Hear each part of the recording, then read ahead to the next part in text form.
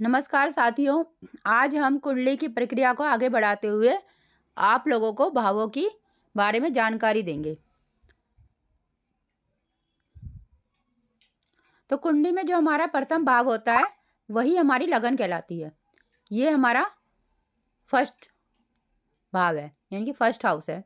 ये हमारा second house है, ये हमारा थर्ड हाउस, ये फोर्थ हाउस, ये fifth, sixth, seventh, eighth, ninth, 10th, 11th और ये 12th होता है।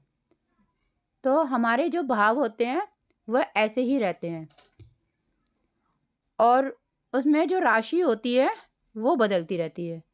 जैसे कि यहाँ पर फर्स्ट लिखा था, उसकी जगह हमारे यहाँ पर सेकंड भी होती है, हो सकती है। जैसे यहाँ पर 2 नंबर की राशि है तो वृष राशि की लगन है हमारी। तो 2 के बाद क्या आएगा? 3, 4, 5, 6, 7, 8, 9, 10, 11, 12 और 1। इस हिसाब से हमारी राशियाँ चलती रहती हैं। भाव तो हमारे हमेशा स्थिर रहते हैं, इनमें जो राशि होती है ना वो बदल जाती हैं। और जो पहले नंबर का जो घर होता है ना वही हमारी हमेशा लगन कहलाती है। ये होता है हमारा लगन, ये हमारी लगन होती है और इस हिसाब से ही हमारा आगे घर चलते रहते हैं। हमारे भाव इस तरह से चलते हैं, पहला ये, फिर ये, फिर ये, एक मिनट, पहला ये, दूसरा ये, फिर तीसरा, फिर चौथा, पांचवा, छठा, सातवां, आठवां, नौवां, 10वां, 11वां, 12वां। इस तरह से हमारे भाव चलते रहते हैं और इनमें जो राशियाँ होती हैं वो बदलती रहती हैं। हर कुंडली के हिसाब से अलग अलग राशियाँ इसमें होती रहती हैं। अब हमने क्या किया, भावों के बारे में जानकारी ली। अब हम भावों के ना कारक ग्रह देखेंगे, किस भाव में कौन सा ग्रह हमारा कारक होता है और वो क्या रिजल्ट देता है। तो पहले भाव में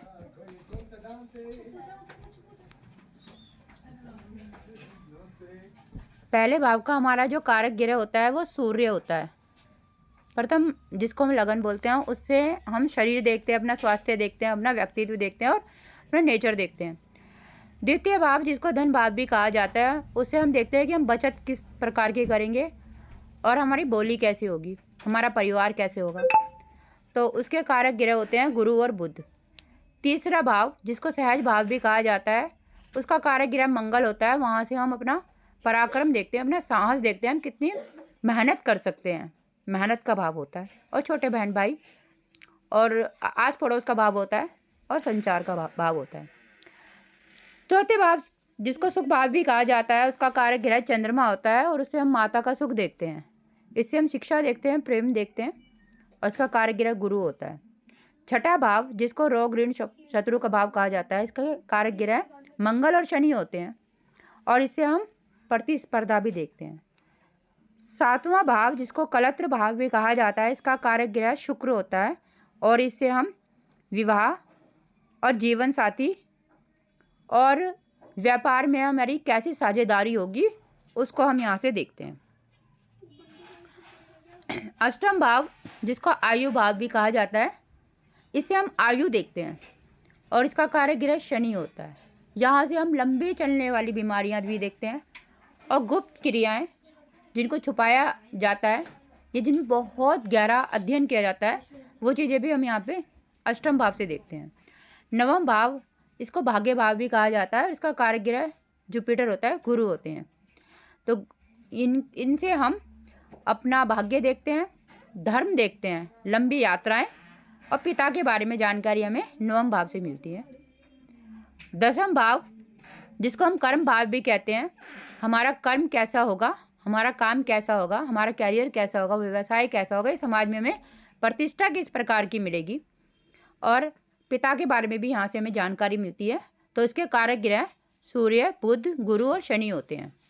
एकादश भाव जिसको लाभ भाव भी कहा जाता है, इनके कारक ग्रह गुरु होते हैं और यहाँ से हम आय से हमें कितना लाभ होगा, कितना हमें काम से लाभ होगा, वो हम यहाँ से देखते हैं। यहाँ से हमें मित्र भी देखते हैं और बड़े बहन भाई भी देखे जाते हैं।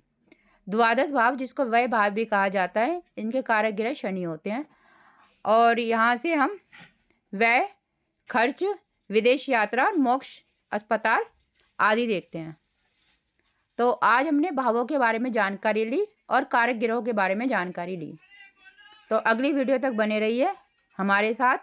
लाइक कीजिए, शेयर कीजिए, सब्सक्राइब कीजिए। धन्यवाद।